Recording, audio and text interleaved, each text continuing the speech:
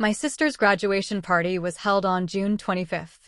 The same day, SAT scores were released. A banner stretched across the hotel ballroom. Congratulations to Bria Sumner, ranked 8th in the district on her admission to Graymont Preparatory. The room was filled with balloons and fresh flowers, and Dad had ordered a custom cake with the "Sky's the limit" piped across the top. I was sitting in the corner when my phone lit up with a notification from the college board. I had scored a 1580, placing me in the 99th percentile statewide. I silently turned the phone face down. My uncle seated beside me suddenly slapped his forehead. "Paige, didn't you take your SATs this year, too?" Mom lifted her glass and laughed. "Oh, her. She's still got a ways to go. Her test isn't until next year." My fork stopped midway to my mouth. I had spent months studying on my own. On test day, I set my own alarm, found my own way to the testing center, and came home to an empty house. Mom had sent me only one message that day. "Mom, get up early tomorrow. We need to book the venue for Bria's party that night." I went back to my room, opened the college applications portal, and entered the farthest university I could find as my first choice. It was 880 miles from home. Dad had booked out the entire ground floor of the Belmont Banquet Hall. I sat at the table farthest back in the corner, surrounded by relatives I barely knew. While the room buzzed around Bria, relatives kept coming up to toast Bria and press cash-filled envelopes into her hands. The compliments carried across the ballroom. "That girl's been sharp since she was little. Now that she's in Graymont, she's practically set for one of the country's top universities. No kidding. The Sumners must be so proud. She gets her brains from both of you." Dad glowed as he listed Bria's achievements. She barely started trying in 8th grade and took first place in the state math Olympiad. Now she's knocked her SATs out of the park. My phone buzzed. 790 in reading and writing, 790 in math, 1580 total, 99th percentile statewide. I stared at the screen for a few seconds, then flipped the phone face down on the red tablecloth. Uncle Keith, clearly a few drinks in, leaned across the table. "Hey, Paige, you took your SATs this year, too, didn't you? Scores came out today. How'd you do?"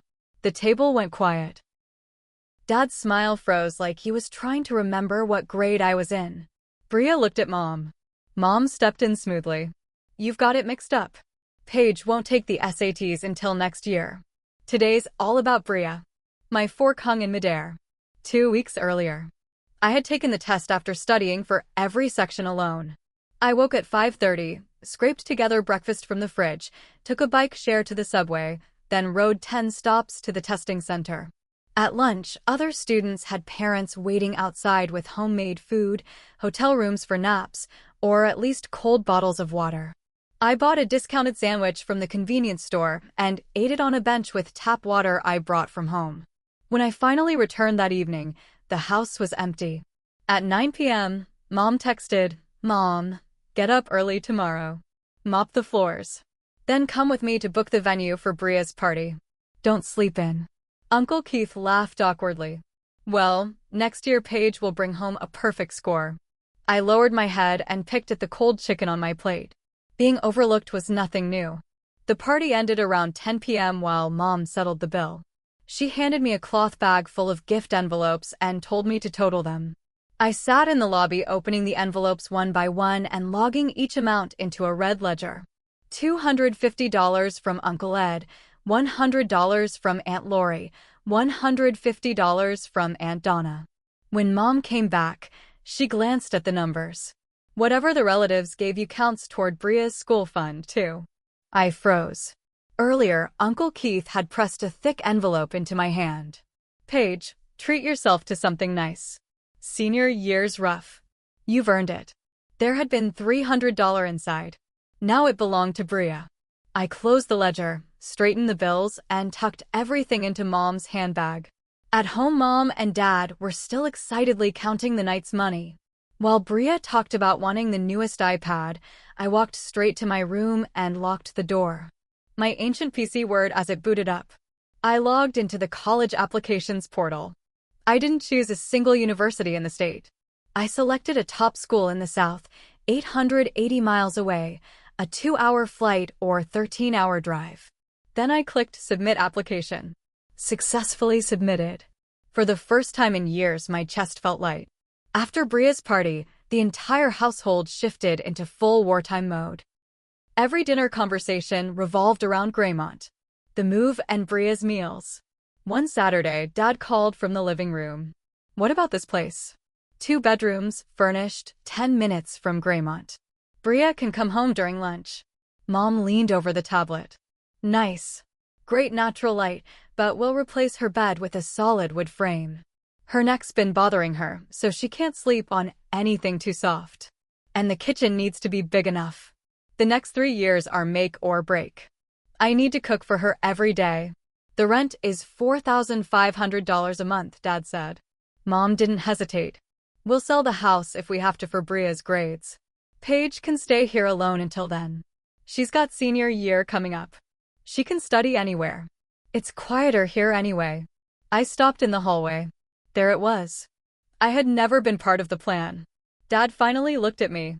"Paige, did you hear we're moving at the beginning of next month? You'll be on your own, so act like it. Don't give us anything extra to worry about." "Okay." I kept walking. On July 15th, my phone rang. "Paige Sumner, your university acceptance letter is here. Bring your ID down to sign for it." I ran downstairs in my slippers. The envelope was heavy, stamped with a gold embossed university crest. My hands trembled as I opened it. Inside was a beautifully printed acceptance letter from one of the top 3 universities in the country. My name sitting right there in clear type. Back upstairs, I placed it in the center of the coffee table where no one could miss it. Somewhere inside me, one embarrassing sliver of hope still remained. I wanted to see what they would do when they found it. At 4 p.m., the front door opened. Mom, Dad, and Bria came in, loaded down with shopping bags. After spending the day setting up Bria's new life, Mom kicked off her shoes, complaining about the heat, and dropped 2 shopping bags onto the coffee table. The bottom of one landed directly on top of my acceptance letter. "Paige, get out here and throw the new bedding set in the wash." I stood in the hallway staring at the bags. That last sliver of hope disappeared. I walked over and pulled the letter free. Mom glanced at it. "What's that?" "Junk mail. Toss it. We're taking Bria out to dinner tonight. Make yourself a sandwich or something." "Okay." I returned to my room and tucked the acceptance letter into the back of my desk drawer as carefully as if it were made of glass. By the end of August, Bria had less than a week before starting at Greymont. The new rental was already set up. At dinner, Dad announced, "Before school starts, we're all going down to the coast. 5-star hotel. We leave tomorrow." Bria squealed and hugged him. "Dad, you're the best. I want that new perfume everyone at school has." Mom beamed. "Think of it as a back-to-school gift. It will be stressful. A few days at the beach is exactly what she needs." I kept eating quietly. They talked through hotels, shopping, restaurants, and what Bria wanted to buy. Eventually, Mom looked at me as though she'd only just noticed I was there. "Paige, after we leave tomorrow, lock the doors and windows. Turn off the gas when you're not using the stove. There are frozen dinners in the freezer." She paused. "We'll be gone 5 days. Stay home and study. Your SATs are next year, so stop spacing out and water the pathos every 3 days." A year earlier, it might have hurt. Now there was nothing left inside me to hurt. "Okay." The next afternoon, Bria stood in front of the mirror in a sundress while I pulled an old suitcase from under my bed. I had won it for making honor roll in middle school. The wheels barely turned anymore. I emptied my closet, packing it all away in my bags, before adding my acceptance letter, ID, and the $1,500 I'd saved from birthdays and holidays. These went into the inner pocket of my backpack. I received a full ride for university tuition, so I didn't have to worry about that. The cash would pay for a bus ticket and my first few weeks of living expenses. When I finished packing, I looked at everything I owned: 1 old suitcase, 1 backpack. That was the sum total of 18 years in this house. "Paige, take the trash out every day. Don't let the place stink before we get back." Mom shouted from the front door. "Got it." Dad was already downstairs honking. Bria rushed past me and smiled. "Study hard while we're gone, okay?" Try to at least get into a decent state school next year. I'll bring you back some saltwater taffy. I looked at her perfect makeup. Sure, have fun. The front door shut behind them with a heavy thud. The apartment went completely still. No one had asked what I planned to do during those 5 days. No one had noticed the suitcase waiting in my room. I walked to the living room and placed my front door key in the center of the coffee table, exactly where I had placed my acceptance letter before. Then I put on my backpack, grabbed the old suitcase, and walked out of the home I'd lived in for 18 years. The bus station was packed, the air thick with fast food, sweat, and cheap perfume.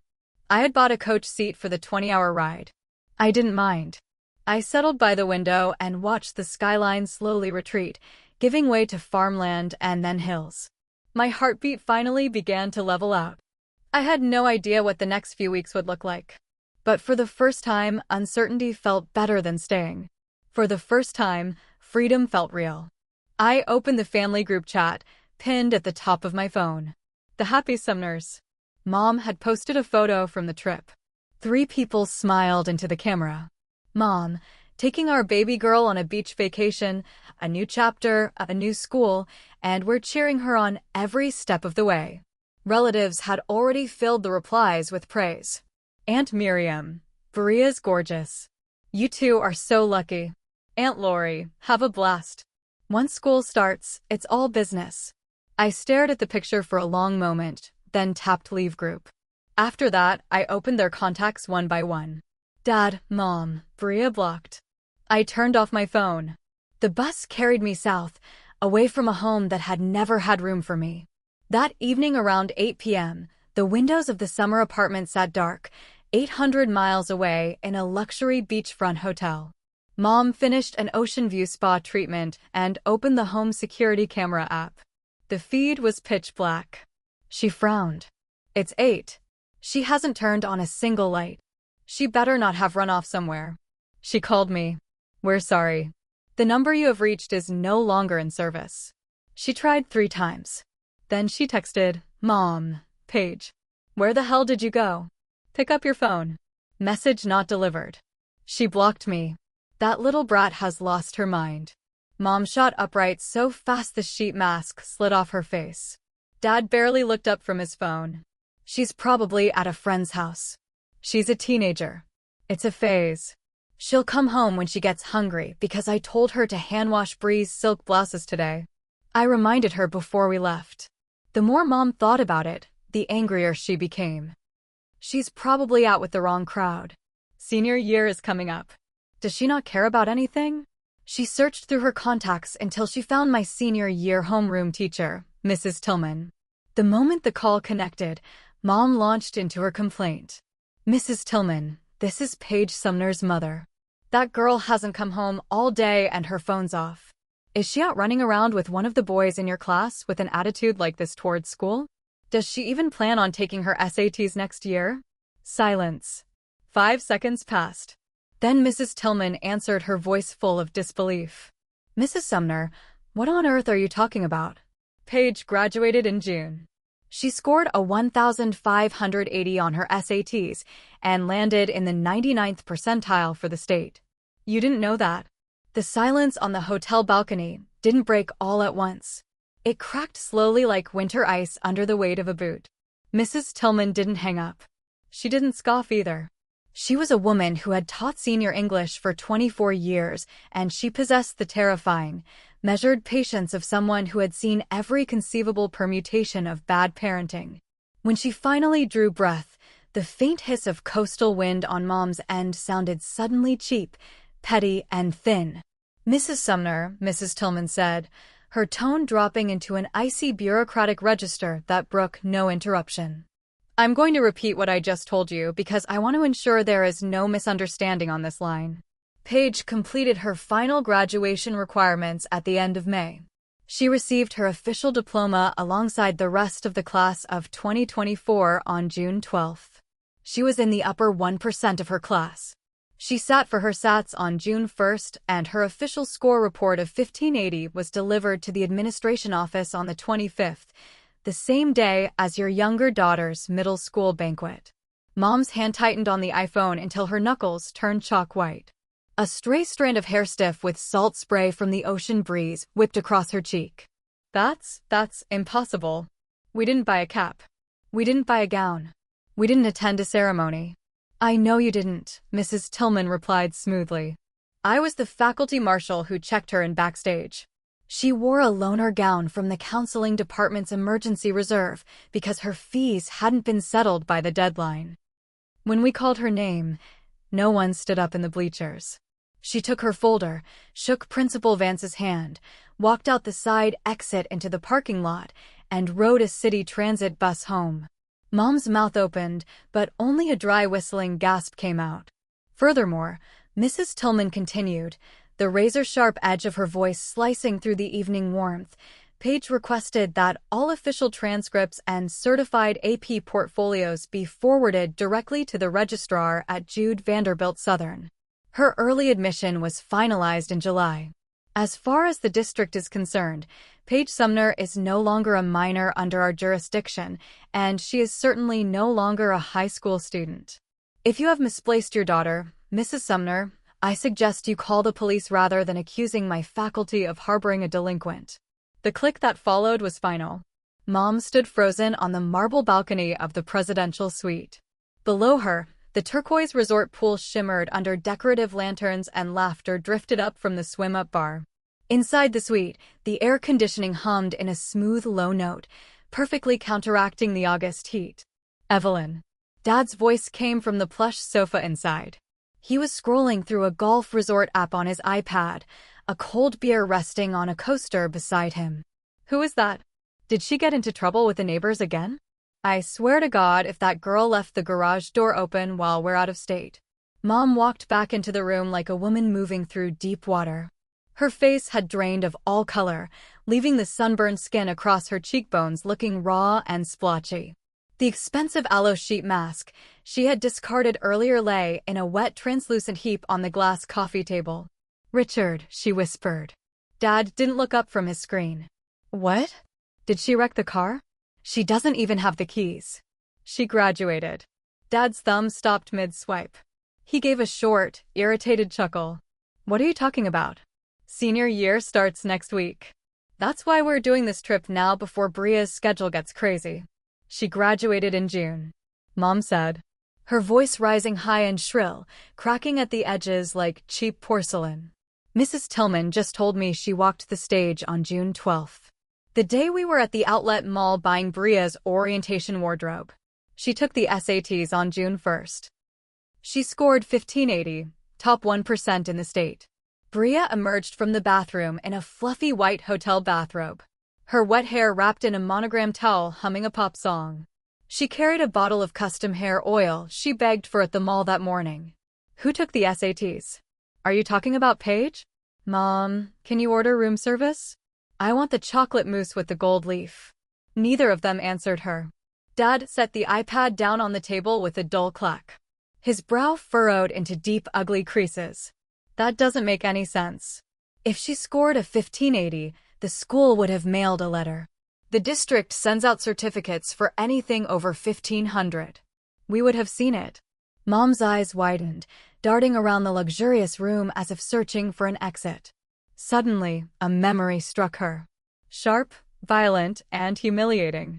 July 15th, the afternoon heat radiating from the concrete outside. 3 heavy shopping bags from the upscale boutique near Graymont, full of cashmere cardigans and leather binders for Bria. Coming through the front door complaining about the humidity, dropping the bags onto the center of the glass coffee table. A thick gold embossed envelope sitting right in the middle. Paige standing in the hallway, silent, watching. What's that? Junk mail. Toss it. We're taking Bria out to dinner tonight. Mom grabbed the edge of the dresser to steady herself. Her knees felt hollow. The letter. She breathed, her voice trembling so hard her teeth clicked. On the table in July. What letter? Dad stood up, his irritation finally shifting into a vague, unsettling dread. Evelyn, what the hell are you talking about? The gold crest. Mom stammered, clutching her throat. I thought it was a promotional flyer for one of those private student loan companies. I dropped the shopping bags right on top of it. I told her to throw it in the trash. You told her to throw away a college acceptance letter. Dad's voice cracked. I didn't know. Mom shrieked, tears of frustration and panic springing to her eyes. How was I supposed to know? She never said a word. She never asked for money for the application fee. She never asked for a ride. She just stood there and looked at me. Bria stood in the doorway of the bathroom, clutching her hair oil. Her expression shifting from mild amusement to sudden petulance. Wait, so Paige got into a good school? Better than Greymont. Is she coming on the trip or not? Why are you guys yelling? Shut up, Bria. Dad snapped, a sudden fury tearing through his usual laid-back demeanor. He grabbed his phone from the table and pulled up the home security application. The screen showed the living room back home. It was pitch black, no ambient light from the television. No lamp glowing in the foyer. He switched to the interior camera aimed at the front door. Nothing moved. He tapped the button to access the motion history. The log showed one single event. 1:42 p.m. front door opened. 1:43 p.m. front door closed. Nothing after that. No movement in the kitchen. No refrigerator door opening. No motion detected in the hallway. She's gone, Dad said, his face graying under the tan he'd worked on all afternoon. She packed her things and left the second our car pulled out of the driveway. Mom snatched the phone from his hand, her thumbs flying frantically across the glass. She opened Paige's contact. She pressed call. We're sorry, the number you have dialed has been disconnected or is no longer in service. She opened the family group chat, the one titled The Happy Sumners, with a photo of Bria winning the regional middle school spelling bee as the icon. The message at the bottom read, Paige Sumner has left the group. Mom dialed Uncle Keith. She dialed Aunt Lori. She dialed her own sister. Every call went straight to voicemail or connected to confused relatives who had no idea what was happening. Pack the bags, Dad said suddenly, his voice hollow, stripped of all authority. What? Bria whined, stepping forward. Dad, we just got here. We have reservations at the steakhouse tonight. You promised we'd go on the yacht tour tomorrow. I said, pack the goddamn bags. Dad roared, turning on her with a ferocity that made Bria shrink back against the wall, her eyes wide with shock. We're checking out. We're driving home right now. The drive back was an 11-hour nightmare of rainy highways, silent gas station stops, and suffocating tension. Nobody spoke. Bria sat in the back seat, staring resentfully out the window, scrolling through social media feeds of her classmates enjoying their summer vacations while Mom chewed her fingernails until they bled. They arrived at the suburban house at 4 a.m. The neighborhood was dead quiet. The street lamps cast a sickly yellow glow over the manicured lawns. As Dad pulled the SUV into the driveway, the headlights cut across the front porch. The house looked abandoned. The hanging fern Mom had told Paige to water was already drooping, browning at its edges in the summer heat. Dad didn't even turn off the engine properly. He jammed the car into park, kicked open his door, and rushed up the front steps with Mom following close behind, her designer sandals slapping against the wet concrete. Dad unlocked the heavy oak door and shoved it open. The smell hit them first. It wasn't the smell of rotting food or neglect. It was the smell of absolute sterile absence. Pine-scented floor cleaner, cool, stale air, and nothing else. Dad flipped the wall switch, making the chandelier in the foyer flare to life. The living room was immaculately clean. The sofa pillows were fluffed and set at precise 45-degree angles. The hardwood floors had been swept and mopped until they reflected the ceiling lights. The kitchen counter visible through the archway was completely bare. Not a single dirty mug in the sink, not a crumb on the granite. And there, in the exact geometric center of the glass coffee table, sat a single object, a brass house key. Mom approached the table as if it were rigged with explosives. She looked down at the key. Beneath it lay no note, no angry letter, no tear-stained manifesto, just the cold metal resting against the glass. Paige, Mom called out, her voice small, echoing strangely off the high ceilings. Paige, are you upstairs? She didn't wait for an answer. She ran toward the stairs, taking them 2 at a time, her sandals slipping against the carpet. Dad followed, his heavy footsteps thudding behind her. They reached the end of the hallway and threw open the door to Paige's bedroom. The room was gutted. It wasn't messy. There were no clothes strewn across the floor. No unmade bed. The mattress was stripped bare, covered only in its plain white protective plastic. The closet door stood wide open, revealing empty wooden hangers spaced neatly an inch apart on the metal rod. The desk where Paige had spent thousands of hours studying under a cheap $20 lamp was entirely clear. The drawers were pulled open, empty down to the wood grain. On the bottom shelf of the built-in bookcase, the only thing left behind was a stack of old textbooks from middle school, books the school district didn't require students to return, and a single framed photograph. Mom walked over with trembling hands and picked up the frame. It was a family portrait taken 5 years ago at a studio in the mall. Dad, Mom, and Bria were in the front, smiling brightly at the camera, wearing matching cream-colored sweaters. Paige had been placed in the back row, standing slightly out of focus, half hidden behind Dad's broad shoulder. The glass over Paige's own face had been neatly scored with a pair of scissors. A clean hairline fracture cutting her completely out of the frame. "She took everything," Dad whispered, standing in the doorway, staring at the empty closet. "Her clothes, her shoes, her birth certificate." He walked over to the desk and pulled the top drawer all the way out. In the very back, where the drawer runner met the frame, a single scrap of paper had caught on a metal screw. Dad tugged it loose. It was a carbon copy of a receipt from the county library dated 8 months. Priority proctoring fee, advanced placement, self-study examinations, calculus, BC, physics, C, English literature, European history. Paid in cash $380, paid by Paige Sumner. Underneath the receipt, written in Paige's neat microscopic handwriting, was a running balance sheet kept on the back of an envelope.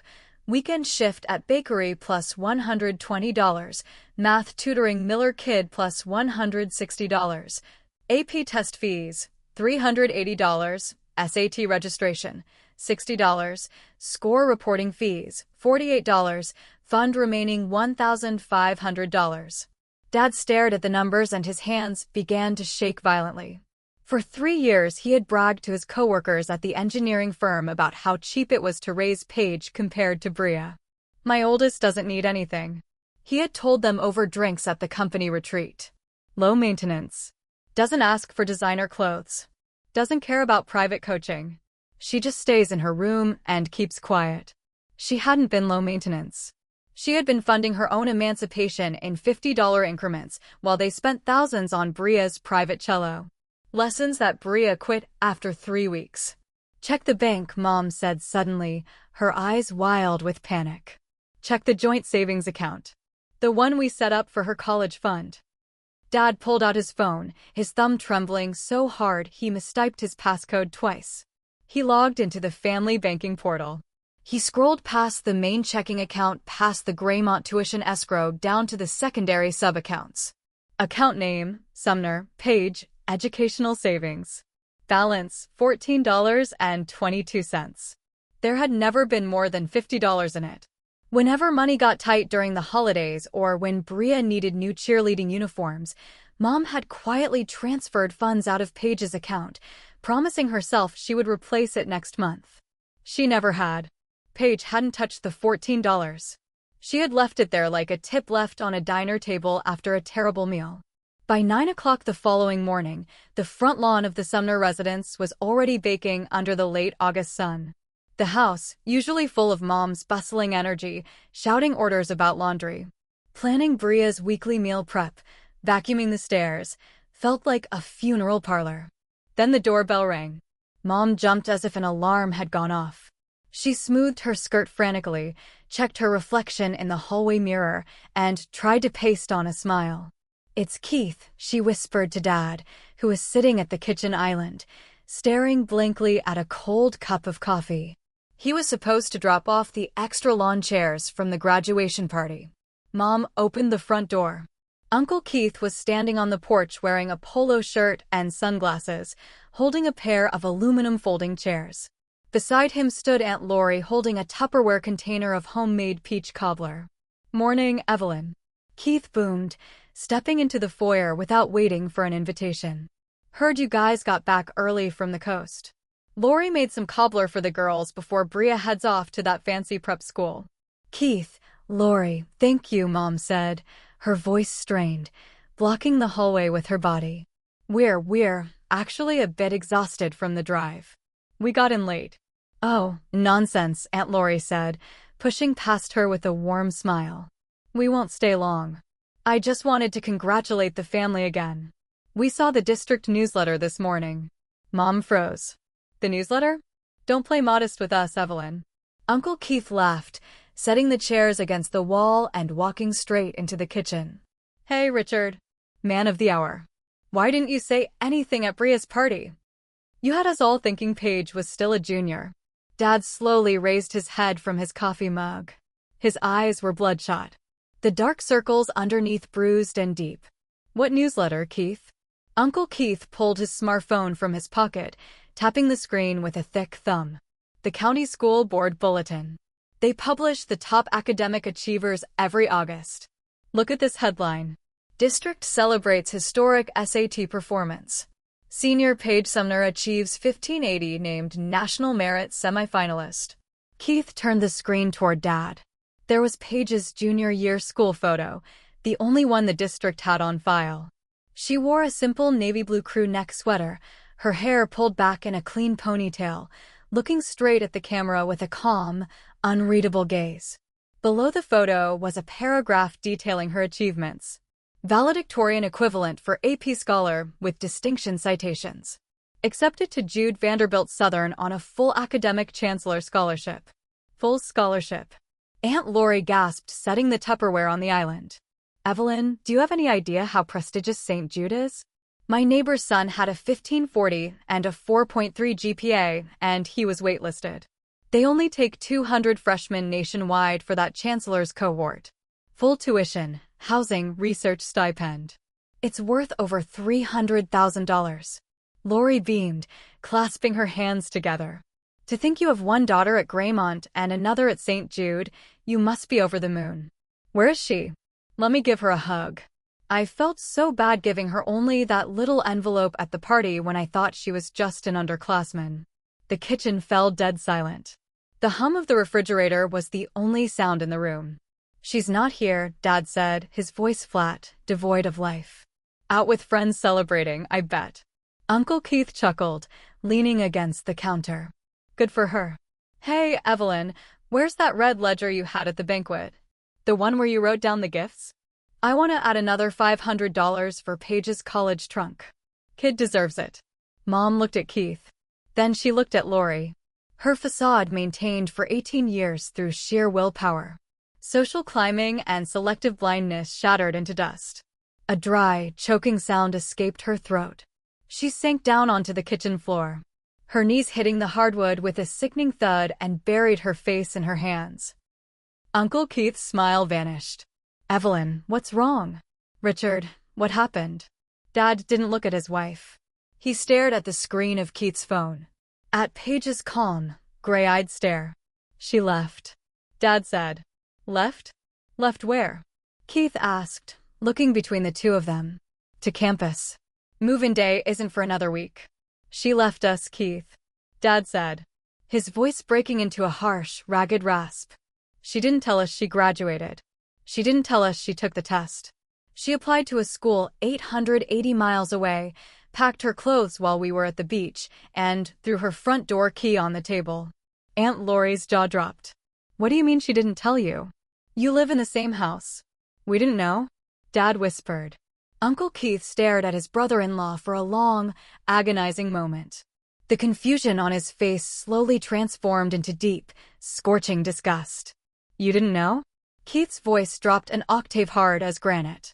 You threw a $10,000 banquet for an 8th grader entering a private high school.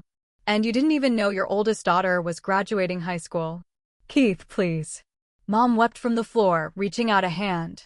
We were busy. Bria needed so much help with her prep school applications. Her neck was hurting, and we had to find an apartment near the campus. Shut up, Evelyn. Uncle Keith said, his voice deadly quiet. He looked around the pristine, expensive kitchen. He looked at the high-end espresso machine, the designer fruit bowl, the granite countertops paid for by a second mortgage Dad had taken out to keep up appearances. At the party, Keith said, his eyes narrowing, I gave Paige an envelope with $300. I told her to treat herself. And when the party was over, you took that envelope and put it in Bria's school fund, didn't you? Mom didn't answer. She only sobbed harder. You stole from a girl who was buying her own AP tests with bakery money. Keith said, disgust dripping from every syllable. You two are sick. You're pathetic. Keith turned on his heel and walked toward the front door. Aunt Lori stood, frozen for a second, looked at the weeping woman on the floor, shook her head in sheer revulsion, picked up her cobbler and followed her husband out. The heavy front door slammed shut. 880 miles to the south, the air smelled entirely different. It didn't smell like northern asphalt or the manicured chemical lawns of the suburbs. It smelled of damp earth, sun-baked red clay, ancient live oaks, and sweet blooming jasmine that hung thick in the morning humidity. Paige stood at the bus terminal in Nashville, adjusting the worn nylon strap of her backpack. The 20-hour bus ride had been grueling. The air conditioning on the coach had broken down somewhere in Kentucky. The seat had smelled faintly of old vinyl and stale French fries. A baby had cried 3 rows ahead of her for 4 hours straight. She had never felt more rested in her life. She carried her entire existence in 2 bags, the honor roll suitcase with the stubborn left wheel, and the backpack containing her documents, 3 changes of clothes, her laptop, and $1,200 in crisp $20 bills.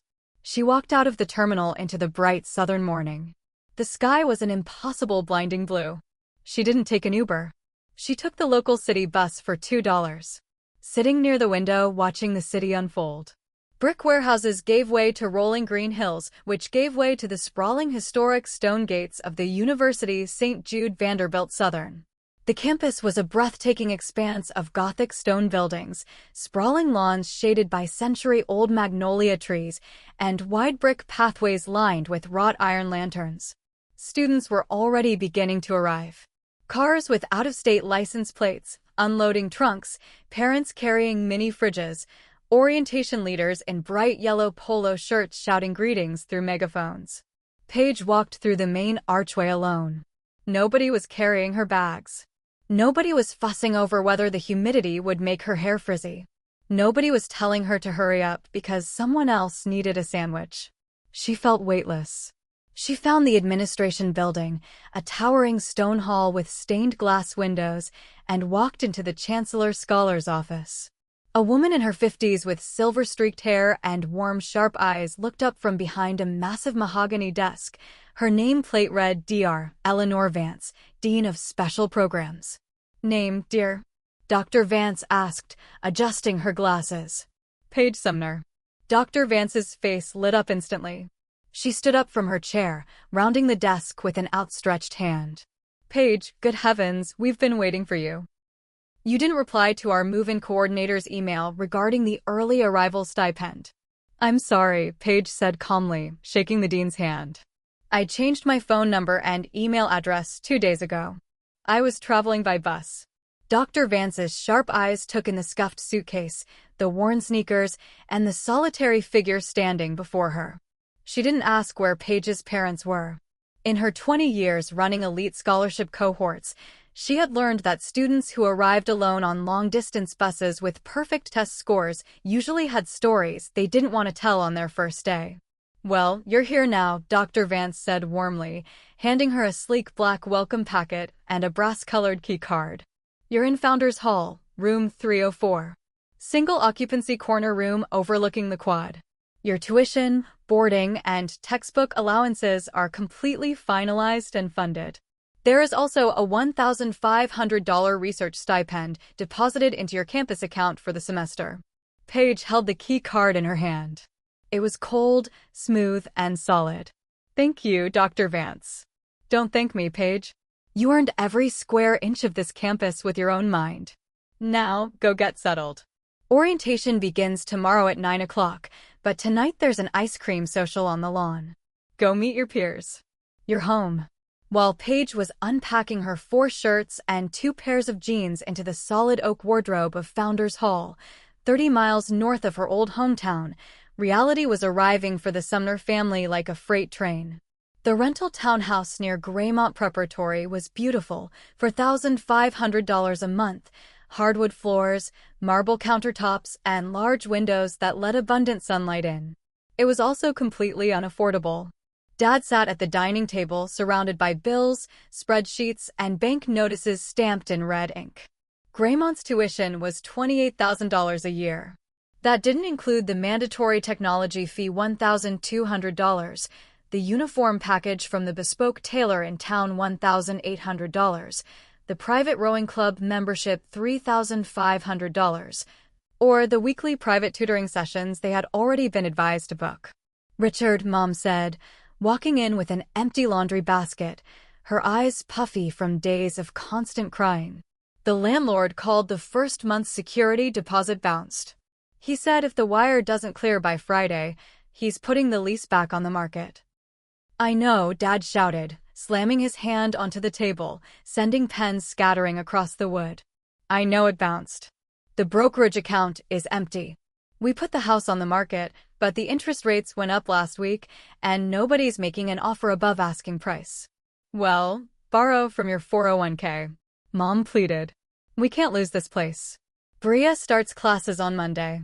If she has to commute 40 minutes from the old house, she won't have time for her morning violin practice." From the upstairs bedroom, a loud crash echoed down the stairwell, followed by a scream of pure rage. Mom and Dad rushed up the stairs.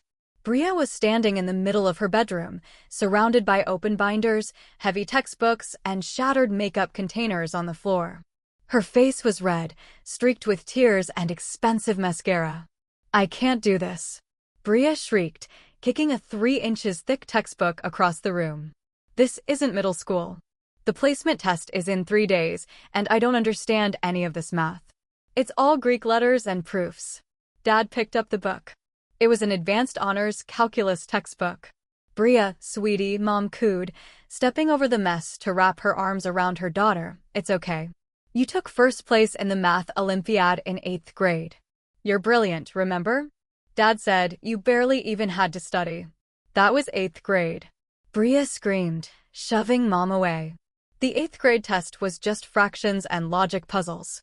Paige sat with me for 3 weeks before that competition and made flashcards for every single question type. She did the practice tests with me every single night." "She's not here." The room went dead silent. Dad stared at his younger daughter. "What did you just say?" Bria wiped her nose on her sleeve, breathing heavily, the petulant defiance draining out of her, replaced by raw panic. Paige always did the review packets with me. She highlighted the formulas. She wrote out the steps in the margins, so all I had to do was memorize the patterns. She wrote my history outlines, too." Mom's face turned gray. "Bria, you told us you did all of that on your own. You told us you were a natural." "I didn't want Dad to yell at me." Bria sobbed, collapsing onto her unmade bed. "Paige just gave them to me. She didn't care. She said it was easier to just do it for me than to listen to you guys complain about how stressed I was." "Who's going to do it now?" "I'm going to fail the placement test." Everyone at Graymont went to private junior highs in Switzerland and New York. They already know all of this. Dad stood in the doorway, the heavy calculus book hanging limply in his hand. The illusion was dead. The brilliant, effortless prodigy they had built their entire social standing around. The daughter for whom they had sacrificed their savings, their home, and their oldest child was nothing more than an average pampered girl who had been carried across every finish line on her sister's back. And the girl who had carried her had walked away without looking back. Autumn turned to winter. At Jude Vanderbilt Southern, the magnolia leaves darkened to a deep glossy green and the campus brick turned crisp under frost. Paige thrived. She didn't just study. She lived with an intensity that surprised even herself. She declared a double major in computational mathematics and biomedical engineering. By November, her linear algebra professor, Dr. Aries Thorne, had invited her to join his funded machine learning research lab, an honor typically reserved for third-year graduate students. For the first time in her life, she had friends who didn't look at her like an appliance. There was Maya, a brassy, brilliant chemistry major from Chicago who lived down the hall and insisted on dragging Paige to late-night taco runs, and Julian, a quiet physics prodigy who traded chess puzzles with her over coffee in the library courtyard. They didn't know about the house 880 miles away. They only knew Paige as the girl with the razor-sharp mind, the dry, quiet laugh, and the terrifying ability to debug 500 lines of code in 20 minutes. She had bought a new phone with money earned from her campus research stipend. Her bank account had her name and her name alone on the signature card. Meanwhile, in the north, the Sumner family was drowning. The townhouse near Graymont was forfeited in November after Dad failed to make the third consecutive rent payment. They were forced to move back into their old suburban house that wouldn't sell, the one with the drooping plants and the cold, empty bedroom upstairs. The humiliation was public and complete. At the Graymont midterm reporting period, Bria ranked 94th out of 110 students in her freshman cohort. Her teachers noted that while she was polite, she demonstrated severe gaps in foundational reasoning and an inability to complete independent coursework without constant intervention. Dad's coworkers at the engineering firm began avoiding him in the break room. Uncle Keith had made sure the story spread through the extended family and the local country club circuit like wildfire. Whenever Dad tried to bring up Bria's future, someone would inevitably ask with dripping politeness, "And how is your oldest daughter doing at St. Jude on that full chancellor scholarship? You must be getting so many updates from Nashville." Dad would mumble an excuse about a busy schedule and walk away, his stomach burning with acid. Mom became unhinged. She spent hours every night searching the internet for any trace of Paige. She stalked the university's public directories, scanned the campus newspaper's online editions, and scrutinized photos of student gatherings, zooming in until the pixels blurred, looking for a glimpse of Paige's ponytail or her Navy crew neck sweater. She sent hundreds of emails to Paige's old address, only to have them bounce back with automated delivery failures. "She's my daughter," Mom would mutter to herself late at night, sitting in the dark living room, illuminated only by the glow of her laptop. "She can't just erase us. Legally, she can't just pretend we don't exist. She owes us." In April of Paige's sophomore year, the St. Jude Undergraduate Research Symposium was held in the grand ballroom of the campus conference center. Paige had won first place in the Applied Sciences division for her paper on predictive neural mapping and cardiac arrhythmia. Her poster board stood near the front of the exhibition hall covered in intricate mathematical models, circuit diagrams, and clinical test validations. She was standing with Dr. Thorne in a panel of visiting researchers from Johns Hopkins explaining the algorithmic efficiency of her model, wearing a simple tailored charcoal blazer she had bought with her own salary. The latency reduction is achieved by bypassing traditional recursive loops, Paige was saying, pointing to a clean logarithmic chart. Instead, we implement a localized matrix approximation that, Paige, the voice didn't belong in that room. It was shrill, trembling, and carried the grating, desperate familiarity of a ghost that refused to stay buried. Paige paused. Her hands stayed resting against the presentation pointer. She turned slowly. Standing at the edge of the exhibition carpet, looking wildly out of place among the professors in tweed and the students in business attire, were Mom and Dad. They looked dreadful. Dad had aged 10 years. His hair was entirely gray at the temples. His suit jacket hung loosely on his shoulders as if he had lost 30 pounds, and his posture was hunched and defeated. Mom was worse. She had tried to dress up in her old country club attire, a pastel tweed jacket and designer handbag, but the jacket was frayed at the cuffs. Her makeup was applied too heavily over sunken cheeks, and her eyes had the manic, feverish intensity of a cornered animal. Behind them stood Bria, slumping in a pair of platform sneakers, chewing her lip, staring at the marble floor in mortified embarrassment. Dr. Thorne glanced at the newcomers, then at Paige. "Paige, are these colleagues of yours?" "No," Paige said evenly. Her voice didn't shake. Her pulse didn't spike. She felt the same clinical detachment she felt when looking at a broken piece of laboratory equipment. "They are visitors." Mom pushed past a visiting scholar, her eyes welling with theatrical tears. Paige. Oh God, Paige. Look at you. She lunged forward, arms outstretched, clearly aiming for a tearful cinematic embrace in front of the entire academic panel. Paige took one calm, precise step backward. Mom's arms caught empty air. She stumbled slightly, her designer bag swinging awkwardly against her hip. Don't touch me, Paige said quietly. The words weren't loud, but they cut through the ambient murmur of the symposium hall like a scalpel. Several professors turned to look. Dr. Thorne took a subtle step forward, positioning himself slightly between Paige and the intruders. Paige, please, Dad said, stepping up, his voice cracking with a desperate attempt at paternal authority that had lost all its teeth. We drove 14 hours to see you. We had to ask 4 different department heads just to find out which building you were in. You shouldn't have come, Paige replied, looking Dad dead in the eyes. How can you say that? Mom wailed, her voice rising into that familiar, hysterical pitch that Paige had listened to for 18 years. We're your parents. We gave you life. We put a roof over your head. You disappeared without a word. You blocked our numbers.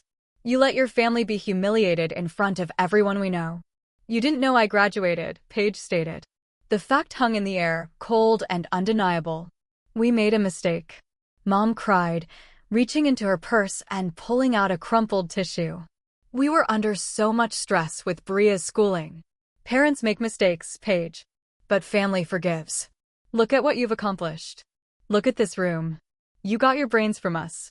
You think you'd be standing here if we hadn't raised you in a good home. A young graduate student nearby stopped taking notes and stared. Paige didn't look angry. She looked mildly curious, as if observing a rare specimen under a microscope.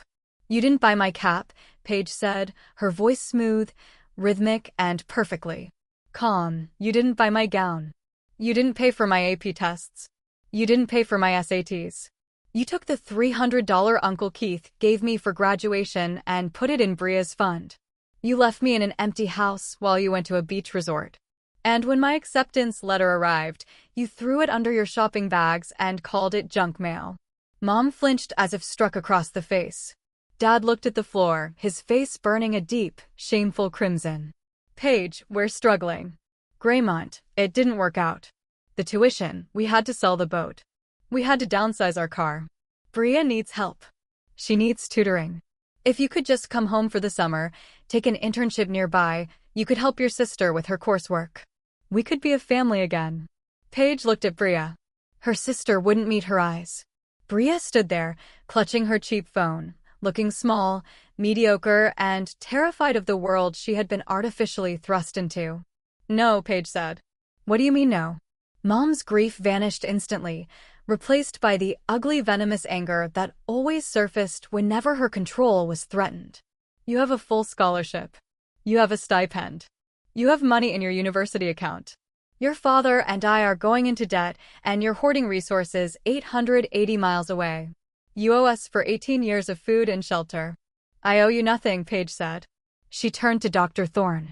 Dr. Thorne, could you please call campus security? These individuals are disrupting the symposium and harassing the presenters. Right away, Paige, Dr. Thorne said, pulling his phone from his pocket without a second of hesitation. Paige Sumner. Mom screamed, her veneer of respectability completely disintegrating. If you have security remove us, you are dead to this family. You hear me? Dead. You will never have a home to come back to. You will never have a mother. Paige looked at Evelyn Sumner. She looked at the woman who had spent 18 years looking past her, treating her like furniture, using her labor to polish another child's mediocre crown. I haven't had a mother since I was 10 years old, Paige said softly. You just finally noticed. 2 campus security officers in navy uniforms entered the hall, their heavy boots squeaking against the polished floor. Dr. Thorne waved them over. Please escort these 3 people off university property. Dr. Thorne told the officers firmly. They are trespassing on a private academic event. We're her parents. Dad protested weakly as an officer placed a firm hand on his shoulder. We have a right to talk to our daughter. The student is an adult, sir, and she has asked you to leave, the officer said calmly. Come on, let's not make this difficult. Mom tried to pull away, screaming obscenities, her expensive shoes scraping against the floor as the guards firmly guided her toward the glass exit doors. Bria followed behind, covering her face with her hands to hide her tears of utter humiliation. The heavy glass doors closed behind them. The grand ballroom went quiet. Dr. Thorne turned to Paige, his expression full of quiet respect and gentle concern. Are you all right to continue, Paige? We can reschedule the judge's review for tomorrow morning. Paige adjusted the cuff of her charcoal blazer. She picked up her pointer and turned back to the mathematical model on her board. I'm fine, Dr. Thorne, she said, her voice steady and clear. As I was saying before the interruption, if you look at Figure 3, the localized matrix approximation reduces runtime by 42%. For years later, May in Nashville was warm, sweet, and alive with the golden light of late afternoon. The commencement ceremony on the university's historic lawn was an ocean of black robes, gold stools, and colorful velvet hoods. Brass instruments sounded across the quad, triumphant and bright, echoing off the stone towers. Paige Sumner sat in the front row of the graduating class. Draped over her shoulders was the gold and crimson sash of the Chancellor's Scholar Valedictorian, along with the royal blue cord of the Engineering Honor Society. On the stage, the Dean of Engineering stepped up to the microphone. And now presenting the recipient of the Founders Medal for First Honors in Engineering and Applied Mathematics, with a fully funded doctoral fellowship to the Massachusetts Institute of Technology, Paige Sumner. A roar of applause erupted from the crowd of 5,000 people. Paige stood up, smoothed her gown, and walked up the wooden steps to the stage. She didn't look out into the bleachers, searching for parents who had never shown up. She didn't look for a mother who had stolen her gift money or a father who had forgotten her grade. In the front row of the faculty section, Dr. Vance and Dr. Thorne were standing, clapping vigorously. Beside the alumni tent, Maya and Julian were whistling and waving a giant handmade banner that read, "Go get that MIT Ph.D., Paige." Paige shook the university president's hand, received her heavy leather-bound diploma, and stepped up to the podium to deliver her 3-minute address to her peers. She looked out across the sea of black caps and bright, eager faces. When we enter this world, Paige spoke, her voice carrying clear, resonant, and calm across the quiet lawn, we are told that our worth is determined by the room made for us by others. We are told to wait for permission to exist, permission to succeed, permission to take up space. She paused, feeling the warm southern breeze rustle the edges of her gown. I learned early that waiting for permission is a trap. The space you need will never be given to you by people who are blind to your light. You must build your own foundation with your own hands out of the stones they cast aside. She smiled, a genuine, radiant, unburdened smile. Do not look back at the doors that were shut against you. The world outside is vast. The road is open and the sky belongs to those who have the courage to walk away. The applause that followed rolled across the campus like thunder. The next day, 880 miles away, in a cramped 2-bedroom, split-level rental with peeling paint on the garage door, the television was on in the living room. Dad sat in a worn recliner, his hair completely white, nursing a back injury from his new job as a warehouse shift supervisor. He had lost his engineering position during the firm's restructuring 2 years ago, and without his social connections and with his mounting debts, nobody in his old circle would hire him. Mom sat at the laminated kitchen table sorting through a pile of overdue collection notices and high-interest credit card statements. In the small bedroom down the hall, Bria was on the phone crying to a community college advisor about dropping a remedial math class for the 3rd time. Mom picked up the local evening newspaper, flipping absently through the pages. Her hand froze. On page 6 in the National Higher Education Digest was a full-color photograph. Paige stood on the sunlit steps of an ancient stone library wearing a doctoral scholar's gown holding a leather diploma portfolio. Her eyes were bright. Her expression serene, regal, and entirely free. The caption read, "Former state prodigy Paige Sumner named MIT Presidential Fellow for advances in revolutionary cardiac neural modeling." Mom stared at the photograph for a long, agonizing time. Her eyes drifted down to the corner of the laminated table. There, Sitting on a cheap metal saucer was an old brass key. For years ago, after the locks on the old house had been changed by the bank during foreclosure, Mom had found that key in the pocket of her coat. She had kept it. She didn't know why. She reached out with a trembling, spotted hand and touched the cold metal. The key was completely useless. The house it had once opened no longer belonged to them. The daughter who had laid it on the glass table was gone forever, soaring in an open sky they would never touch, leaving them behind in the quiet, suffocating ruins of their own design.